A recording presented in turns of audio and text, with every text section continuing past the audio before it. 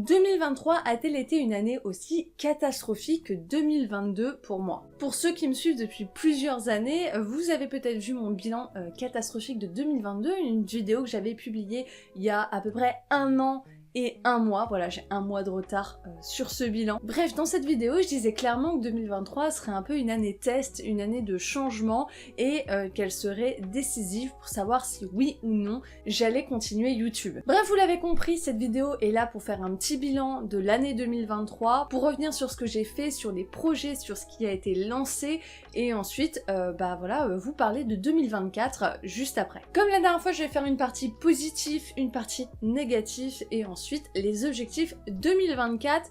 Évidemment c'est timé, donc vous pouvez aller à l'endroit qui vous semble le plus intéressant ou regarder toute la vidéo si vous êtes une personne adorable. Sur ce, c'est parti, on va commencer par le positif. L'un des trucs les plus visibles pour vous, viewers, c'est probablement les miniatures. Alors vous l'avez certainement vu passer, voilà, les miniatures ont changé, ce n'est plus moi qui l'ai fait, je fais appel à un mini maker qui s'appelle Éponge, voilà, c'est un pseudo génial. Je vous mets évidemment son Twitter en description, comme ça vous pourrez aller voir son travail si vous voulez. Bref, tout ça pour dire que j'en avais déjà parlé dans la vidéo 2022, je venais à peine de commencer à passer par un mini maker pour faire mes miniatures. Ça faisait 2 vidéos, peut-être 3 maximum que j'avais fait appel à lui.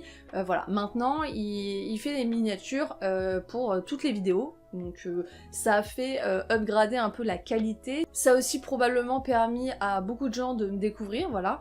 On reviendra sur l'évolution de la chaîne en termes de chiffres juste après. Mais voilà, ça a permis de upgrader un peu les vidéos. Et autre chose que vous avez peut-être remarqué aussi, c'est la lumière des vidéos. Voilà, j'ai investi aussi dans des lampes. C'est un investissement que j'ai repoussé pendant très longtemps et que j'ai finalement fait. Donc maintenant je ne tourne plus à la lumière naturelle, ça fait quand même un sacré up en termes de qualité vidéo, bien que peut-être vous l'avez remarqué, des fois j'ai des petits problèmes, voilà, je gère pas bien encore notamment les ISO de mon appareil, donc du coup avec les lumières des fois j'ai une tête un peu fantomatique. Bref, j'essaye de m'améliorer sur ça et de vous faire des contenus où vous me voyez autrement qu'en tant que personne décédée. Voilà. Autre chose, la chaîne a pris un tournant en termes de contenu, de stratégie de contenu, même pour ceux qui connaissent un peu ce terme. Avant je faisais quand même beaucoup de concepts et de vidéos un peu uniques, qui se voyaient pas trop dans le manga game, ou assez peu. C'est des vidéos que j'adorais faire mais qui malheureusement peinaient à trouver leur public, tout simplement parce que vu que c'est pas forcément des choses qui sont recherchées sur YouTube et que c'est peut-être un peu plus au bonheur la chance est-ce que quelqu'un va tomber dessus en regardant des vidéos et va être recommandé, bref, vous voyez le délire. Ça c'est le type de vidéo où je reviendrai peut-être dessus plus tard, ou alors de façon un peu plus ponctuelle comme ça a pu être le cas cette année. Mais bref, du coup, j'ai un peu changé ma ligne édito, il y a plus de vidéos qui ciblent vraiment le manga, le fait de lire des mangas, la passion du manga, donc soit avec des vidéos un peu tuto guide, comme j'ai pu le faire sur la vidéo quelle bibliothèque choisir, ou commencer les mangas, voilà, ce genre de vidéos que je compte continuer. L'idée, j'ai vraiment envie de faire une sorte de guide pour les personnes qui lisent des mangas, donc attendez-vous à voir d'autres vidéos dans ce genre en 2024. Et puis évidemment j'ai commencé à faire ce que je vous avais dit, c'est-à-dire les achats manga et les bilans lecture, surtout les achats manga en 2023, qui sont des vidéos qui me permettent de vous présenter les titres que j'ai achetés tous les mois ou tous les 2 mois en fonction. Et puis voilà, et c'est un format dont je suis très contente parce que c'est un format qui me prend pas énormément de temps à tourner, qui me demande pas un travail énorme, et c'est un format que vous aimez beaucoup et que moi j'aime beaucoup tourner aussi. Donc franchement il y a que du bénéf, c'est des vidéos qui me font beaucoup me faire découvrir par des nouveaux spectateurs. Donc merci aux nouvelles personnes qui sont arrivées sur la chaîne, notamment grâce à ce type de vidéo. Et en plus de ça, l'avantage de ce genre de vidéo, c'est que vu que ça va vite à faire, ça me permet d'être plus productive, de vous proposer plus de contenu et d'avoir un travail un peu moins frustrant, parce que la différence c'est que vu que l'investissement sur ce genre de vidéo est moins importante que sur des vidéos comme j'ai pu faire en 2022, par exemple sur les références historiques de SNK, etc., où là ça me demande énormément de travail, de recherche, etc. Vu que je faisais quasiment que des vidéos comme ça avant, quand il y avait des bids, qui arrivaient assez régulièrement quand même. C'était très frustrant au vu de la quantité de travail. Aujourd'hui, avec les vidéos que j'ai, je fais, alors c'est toujours du travail, mais l'investissement est quand même moindre, c'est-à-dire que sur des vidéos comme SNK, je pouvais passer plus de 50 heures à bosser dessus, qu'une vidéo achat manga, ça va plus être une dizaine d'heures maximum, parce que c'est le montage qui va être long. Et sur une vidéo, par exemple, un peu guide, là ça va prendre un peu plus de temps, mais ça reste, allez, maximum 20 heures versus ce que je pouvais faire avant qui... passer souvent les 40 heures de travail entre la recherche, le montage, le tournage, etc. Bref, tout ça pour vous dire que tout ça pour vous dire que le ratio travail-résultat en termes de statistiques est beaucoup moins frustrant et me motive beaucoup plus à vous produire des vidéos. Je pense que vous avez pu le remarquer puisque depuis le mois de novembre, en l'occurrence, vous avez une vidéo par semaine sur la chaîne. Chose qui était juste impossible en 2022 avec le contenu que je proposais. Autre chose, j'ai créé un peu des nouveaux formats cette année. Il y a un format que vous avez vu qu'une seule vidéo pour l'instant, c'est le format Gossip Manga. L'idée de ce format, c'est juste de, voilà, quand je vois un peu des dramas sur YouTube, sur TikTok, etc., c'est vous faire une sorte de petit récap, expliquer aux gens qui sont pas trop sur les réseaux sociaux ce qui se passe. C'est une vidéo que j'ai sortie qu'une fois pour l'instant, je pense qu'il y en aura pas de façon très régulière, mais voilà, je réfléchis à en faire d'autres, pourquoi pas. C'est un format qui vous a plutôt plu, sans pour autant exploser en termes de résultats, mais j'ai trouvé ça assez cool à tourner. Il y a eu également des vidéos dont je suis assez fière qui parlent de l'histoire du Japon. Comme d'habitude, c'est des sujets que j'aime beaucoup personnellement. Malheureusement, ça a un peu bidé, il y a que la vidéo sur le Titanic qui a dépassé les 1000 vues, sinon les autres ont un peu flop. Après voilà, je m'y attendais, globalement je sais que ce genre de vidéos font moins de résultats que d'habitude, c'est des vidéos qui même en 2022, 2021 faisaient pas énormément de vues. Bref, c'est des vidéos que moi j'aime faire, donc que je continue à vous proposer de temps en temps. Je sais qu'elles ont un peu leur public dans mes abonnés, des gens qui sont abonnés juste pour ça et qui regardent pas forcément les vidéos achat manga, etc. et qui regardent que ces vidéos-là. J'en ferai toujours en 2024. Ça reste évidemment plus rare que les autres types de contenus, mais l'objectif c'est pas d'arrêter ce type de vidéos. Ensuite, un truc dont je suis très contente cette année, c'est qu'il y a eu des nouveaux partenariats qui sont arrivés. Alors 2023, j'ai beaucoup travaillé avec Pika Nobinobi, j'ai eu quelques réceptions de Akata et de Nazca Edition, voilà, et là, en décembre, alors du coup je sais pas trop si j'en parle pour le bilan 2024 ou 2023, mais je vais en parler maintenant puisque ça s'est déclenché en décembre et ça s'est, on va dire, confirmé en janvier de cette année, donc c'est un peu un entre-deux. Mais du coup, j'ai pas mal de maisons d'édition qui ont accepté de travailler avec moi cette année. Et donc, pour 2024, il y a notamment Kiyun qui m'a envoyé DRCL, j'ai également Kurokawa qui m'ont déjà envoyé 3-4 titres, dont 2 titres que je vous présenterai dans la prochaine vidéo achat manga. J'ai également Akata qui m'avait envoyé des titres en 2023 pour la première fois également. J'espère qu'on pourra continuer de travailler ensemble cette année. Et enfin, j'ai Kana qui m'a envoyé des titres pour la première fois également, mais là pour le coup, j'ai presque envie de dire que c'est plutôt du 2024, dans le sens où ça s'est déclenché là en février, malgré la demande qui avait été faite en décembre, je crois. Donc voilà, c'est un peu de l'entre-deux, mais je le mets là parce que je suis très contente. Ça me permet de me professionnaliser. Je reçois donc beaucoup plus de mangas, ce qui me permet de vous proposer beaucoup plus de variétés de titres. Évidemment, l'idée c'est de garder quand même cette objectivité. Je rappelle que la plupart des titres, c'est moi qui les choisis.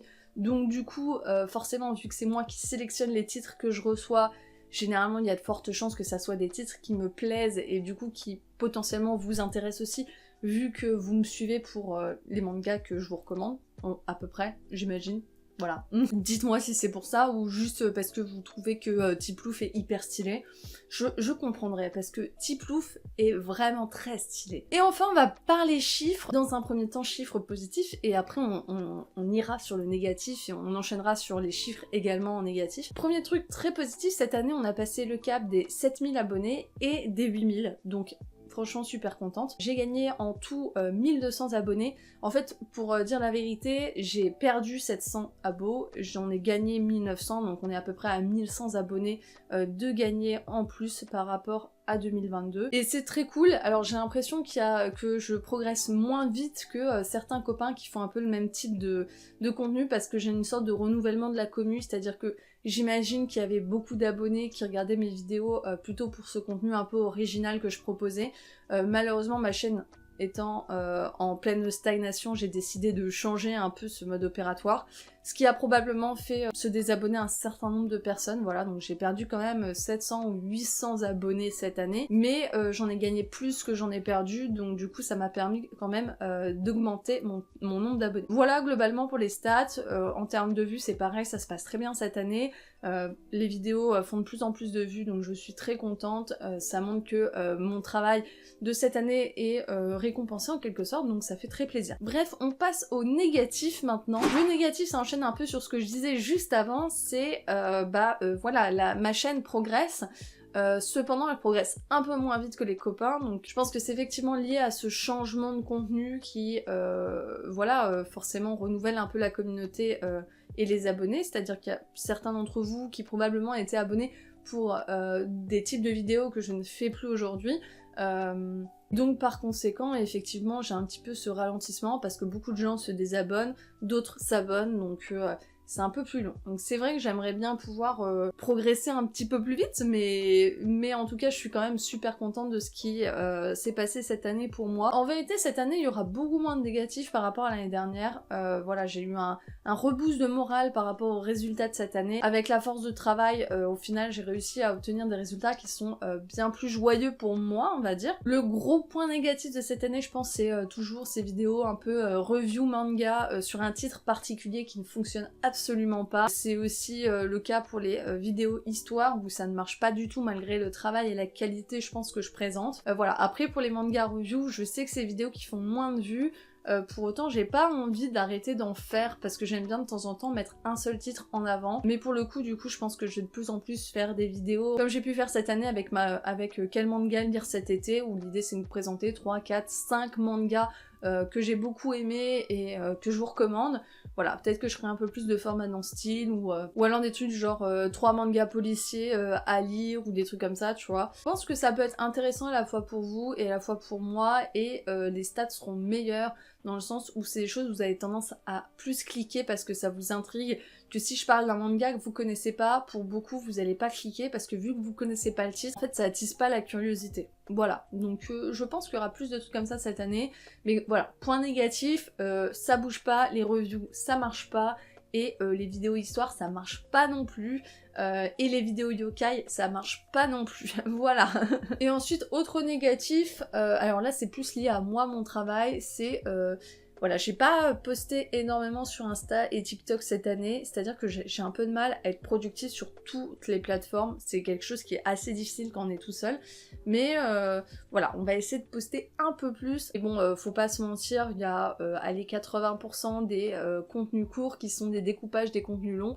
J'ai pas le temps malheureusement de créer des contenus courts exclusifs vu que je travaille à côté forcément, mais voilà, je vais essayer de poster un peu plus sur les réseaux. On verra bien ce que ça donne. Bref, on passe aux objectifs 2024. Alors, objectif 2024, ça va être assez simple. En termes d'objectifs statistiques, j'aimerais beaucoup qu'on arrive à passer les 10 000 abonnés cette année. C'est un peu le palier légendaire pour moi. Je m'explique dans le sens où, depuis que j'ai commencé ma chaîne, j'ai toujours dit que j'aimerais bien un jour atteindre les 10 000 abonnés. Alors pour beaucoup, ça semble rien, mais je sais pas, moi ça a toujours été mon objectif de palier, c'est atteindre les 10 000. Une fois que j'aurai les 10 000, je serai genre contente. Enfin, pas que j'aurai plus d'objectifs après, hein, mais c'est juste que mon objectif principal de YouTube aura été atteint.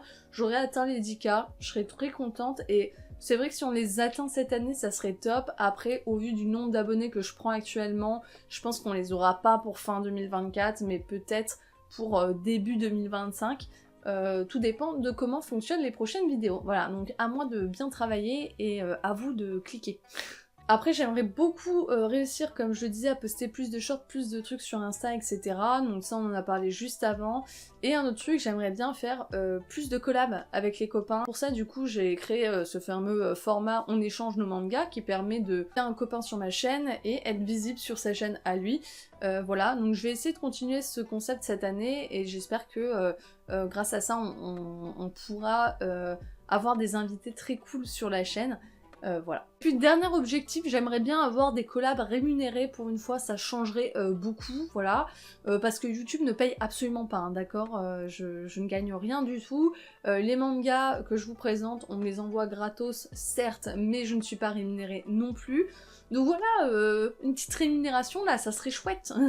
Et puis autre objectif, ça serait bien que j'arrive à gérer un peu mieux les lumières quand même, parce que ça c'est très frustrant, hein. Et puis l'autofocus aussi, qui est désastreux par moment, on va pas se mytho, hein. Bon bah voilà, c'est la fin de cette vidéo. N'hésitez pas à me donner votre avis sur l'évolution de la chaîne cette année, à me dire ce que vous avez trouvé cool, ce que vous avez trouvé moins cool. Si vous êtes nouveau sur la chaîne, n'hésitez pas à me le dire aussi en commentaire. Et bien sûr, merci à vous et bienvenue sur la chaîne du coup. Et puis voilà, quoi qu'il arrive, dites-moi ce que vous préférez voir sur la chaîne, ce qui vous intéresse un peu moins. Et si vous avez des recos ou des petites remarques à faire sur le contenu de cette année, n'hésitez pas, ça fait toujours plaisir. Et sur ce, bah écoutez, à tchuss tout le monde!